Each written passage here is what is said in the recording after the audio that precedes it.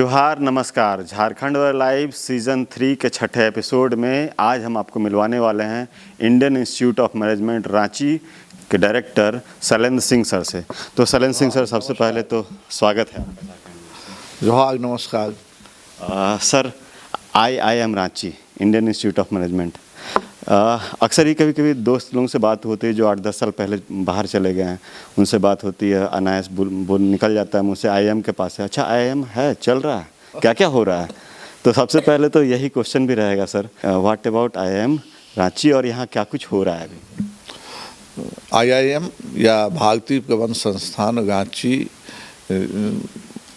Ministry of education से जुड़ा हुआ संस्थान है और IIM के सीरीज़ में ये 9वां संस्थान है। इसके पहले 8 संस्थान और बन चुके थे और 2009 15 दिसंबर को इसका रजिस्ट्रेशन हुआ था और हम लोग मुख्य रूप से MBA की शिक्षा दे रहे हैं, अभी PhD की शिक्षा दे रहे हैं और सरकार की और समाज की विभिन्न आयामों में कैसे प्रबंधन करके गुणवत्ता और परफॉर्मेंस बढ़ाई जाए, इस पर काम कर रहे हैं।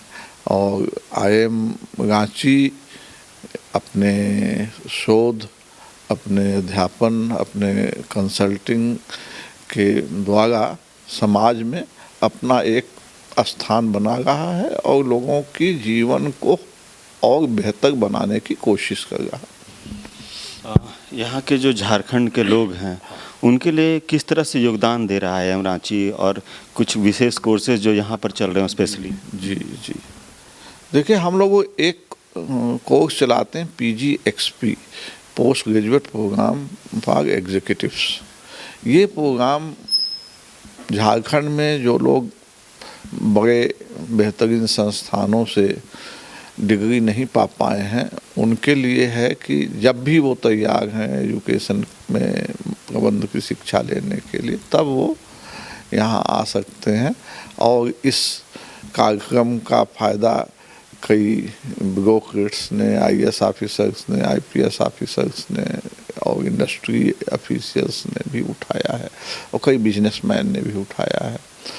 साथ में हम लोगों का एक दूसरा कार्यक्रम जो अभी पिछले साल ही शुरू हुआ, 5 year IPM integrated programme in management, इसमें भी झारखंड के छात्रों के लिए बहुत बड़ा अवसर है और उनको कैट के स्थान पर IP मैट ये IIM इंदौर कनेक्ट करता है और दूसरा SAT, ये 2 तरह की परीक्षाएं होती हैं जिसके मार्क्स के आधार पर उसके बाद इंटरव्यू और डिस्कशन होते हैं और उसके आधार पर उनका सिलेक्शन होता है।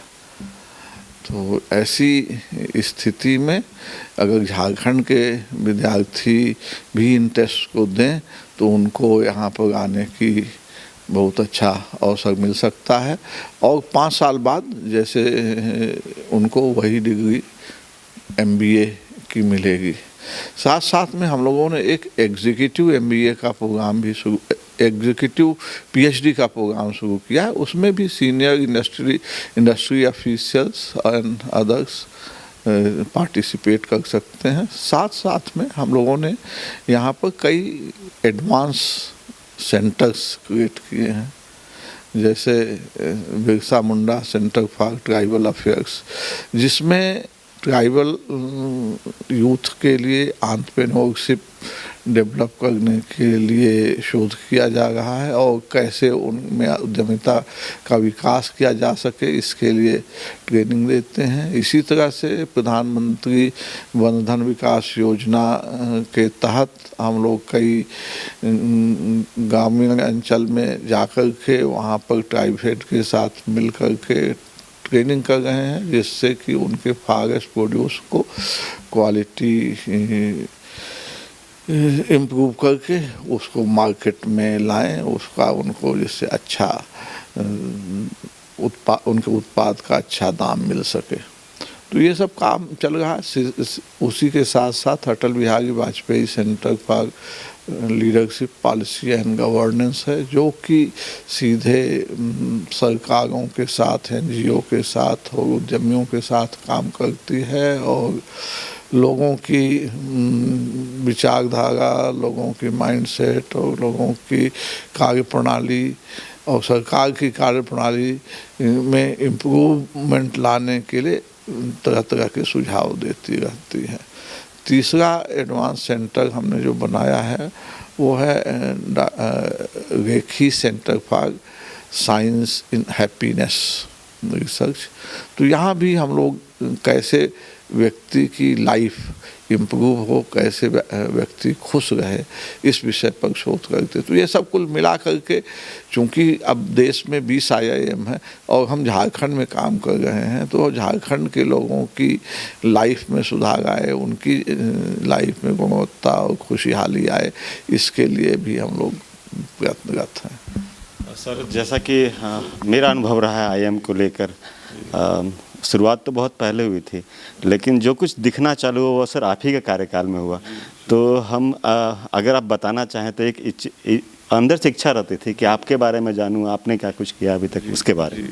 जी, यहाँ मैं 7 मार्च 2017 को आया था और पहले व्यक्ति जो हमसे मिले थे वो माननीय अर्जुन मुंडा जी एयरपोर्ट पर ही मिल गए थे। मैंने उनको नमस्कार किया और परिचय दिया कि मैं झारखंड में आ रहा हूँ और IIM रांची ज्वाइन करने वाला हूँ एज ए डायरेक्टर। तो उन्होंने बहुत शुभकामनाएं दी और साथ साथ में ये कहा कि आपको बहुत दृढ़ निश्चयी होना चाहिए, तभी वहाँ पर आगे आप काम कर पाएंगे। उसके बाद मैं आपको बताऊं, जो पहला दिन जो आज भी मैं याद करता हूं वो है 6 अप्रैल 2017 का। तो 6 अप्रैल 2017 को यहाँ का 6वां कन्वोकेशन था। हम लोग रामदयाल मुंडा में वो कन्वोकेशन कर रहे थे। उस दिन मैंने एक प्रण लिया था। मैं जानता नहीं था कि मैं क्या कर पाऊंगा या नहीं कर पाऊंगा, लेकिन उस दिन एक प्रण लिया था, सबके सामने ये प्रण लिया था कि साथियों, आज मैं ये कन्वोकेशन एड्रेस एक भाड़े की बिल्डिंग में और एक किराए की बिल्डिंग में कर रहा हूँ, लेकिन आज के 3 साल बाद ये कन्वोकेशन या ऐसा कन्वोकेशन अपनी बिल्डिंग में और अपने कैंपस में होगा। बहुत सारी परेशानियां आई, बहुत कुछ हुआ, अड़चने आई, लेकिन हमने अपना 9वां कन्वोकेशन अपने कैंपस में और अपने प्रीमाइसेस में किया। मैं इसके लिए माननीय परिमल नाथवानी जी का सहयोग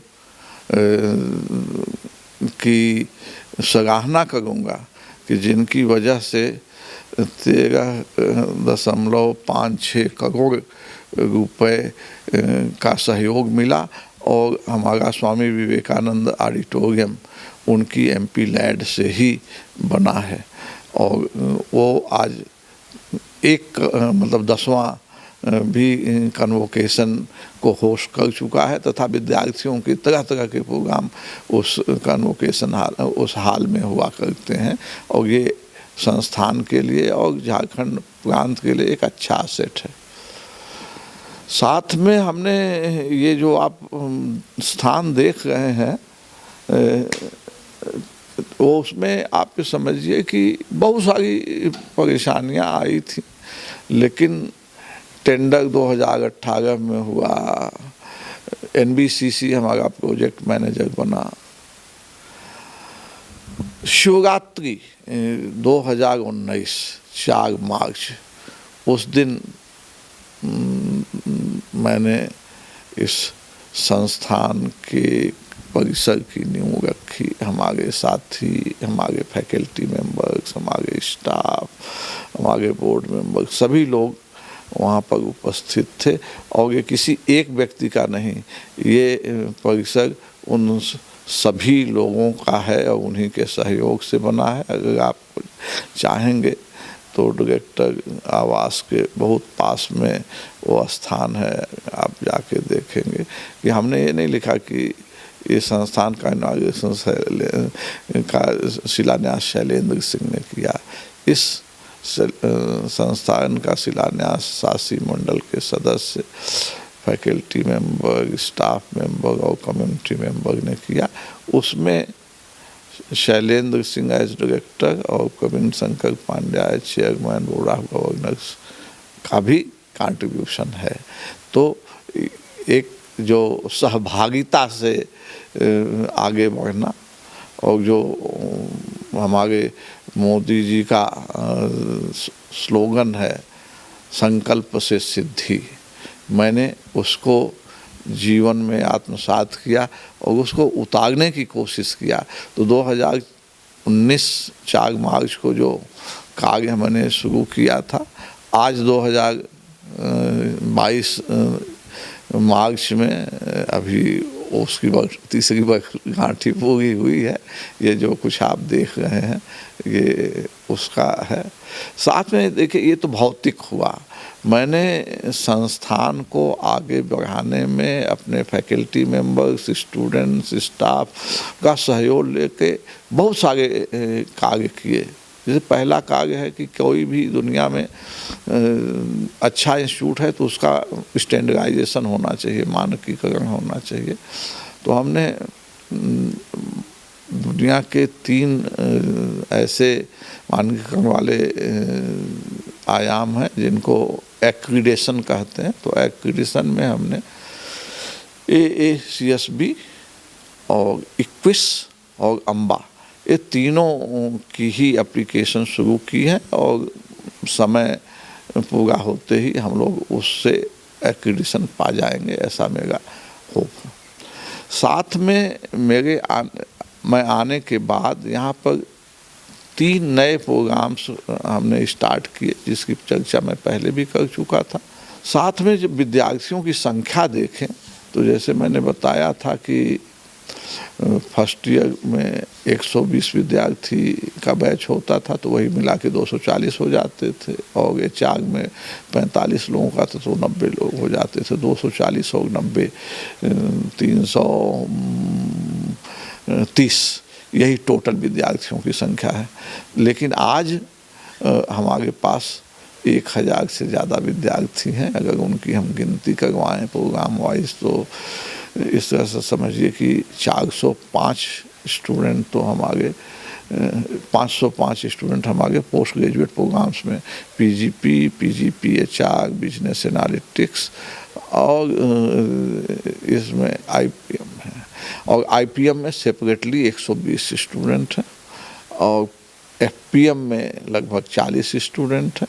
तो जो सेकेंड ईयर में इससे डबल कर दीजिए तो पूरी संख्या लगभग 1020 की होती है।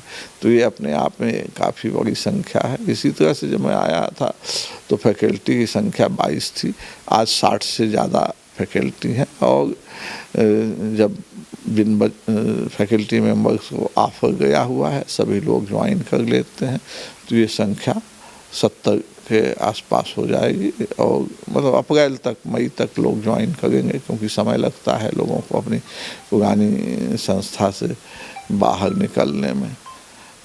तो ये रही फैकल्टी के बारे में।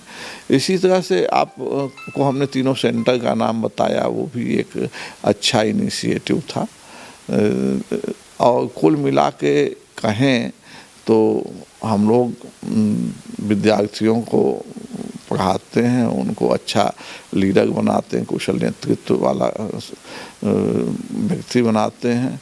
उसके साथ साथ हम लोग अध्यापक बनाने के लिए, मैनेजमेंट का अध्यापक बनाने के लिए PhD कराते हैं तथा सरकार और संस्थाओं की गुणवत्ता को इम्प्रूव करने के लिए, को ठीक करने के लिए और बढ़ाने के लिए हम उनके साथ भी काम करते हैं और बहुत सारा अच्छा कार्य चलता है। और आइडियाज़ का आदान प्रदान करके हम लोग गवर्नेंस और उसमें भी इम्प्रूवमेंट करने की कोशिश करते हैं। साहसी IIM रांची की जब भी जिक्र होगी शैलेंद्र सर की जिक्र जरूर होगी। और दर्शकों को बता दें अब इनका कार्यकाल जो है वो अब ख़त्म हो रहा है IIM रांची से, और बहुत जल्द अब ये यहाँ से आगे जाने वाले इनके फ्यूचर प्लान्स पे भी बात करेंगे। अगर आप बताना चाहें तो सर कहाँ से जीवन शुरू हुआ और आगे का फ्यूचर प्लान क्या है?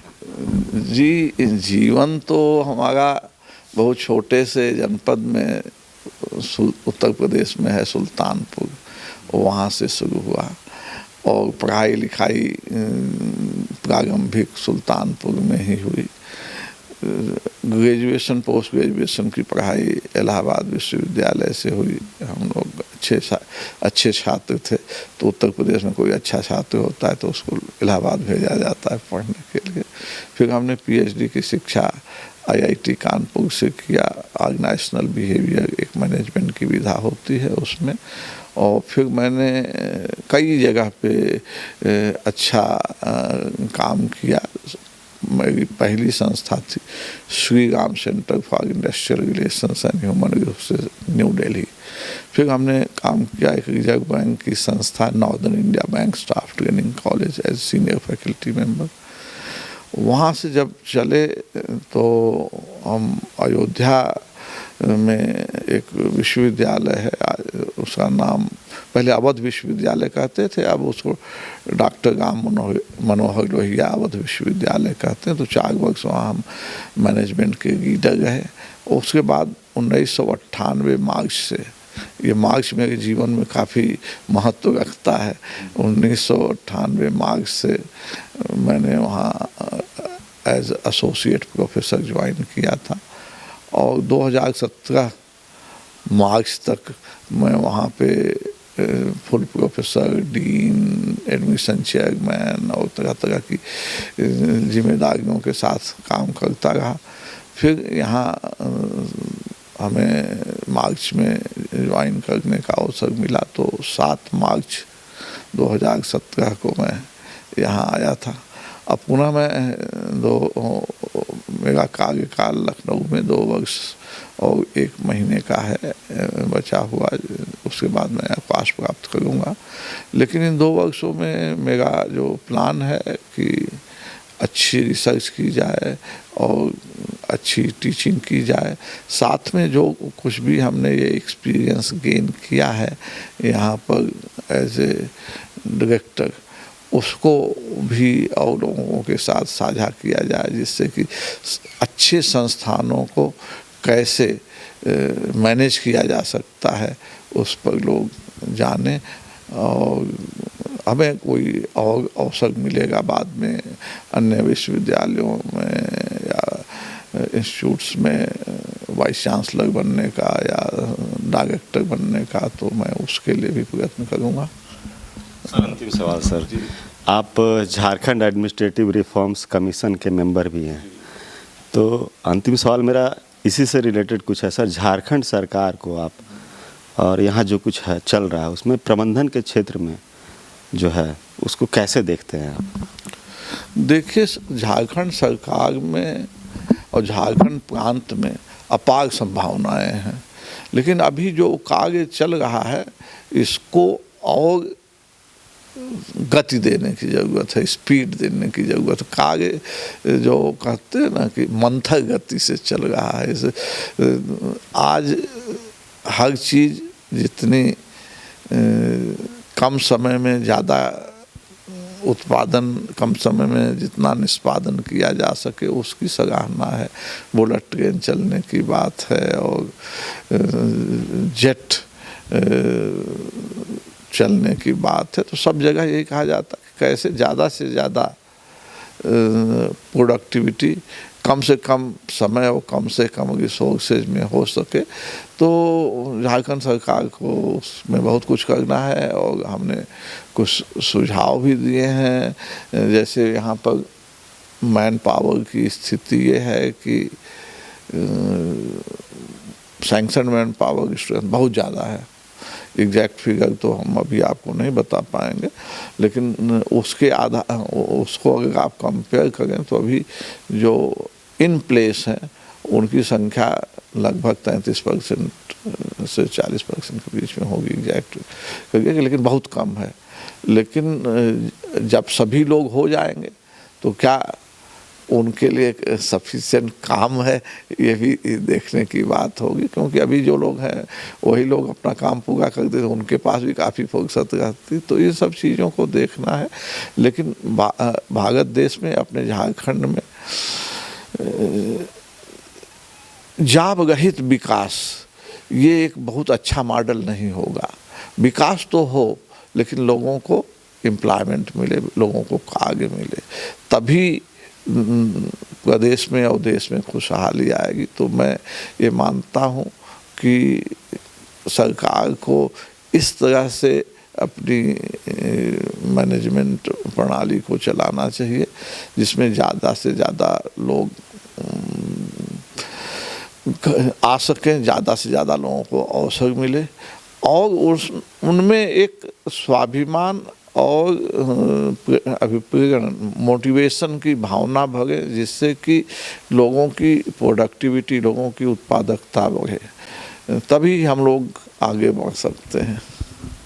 तो ये थे हमारे साथ Indian institute of management Ranchi के डायरेक्टर शैलेंद्र सिंह जी। हम आगे भी इस तरह के एपिसोड लाते रहेंगे, तब तक के लिए बने रहें झारखंड अपडेट्स के साथ।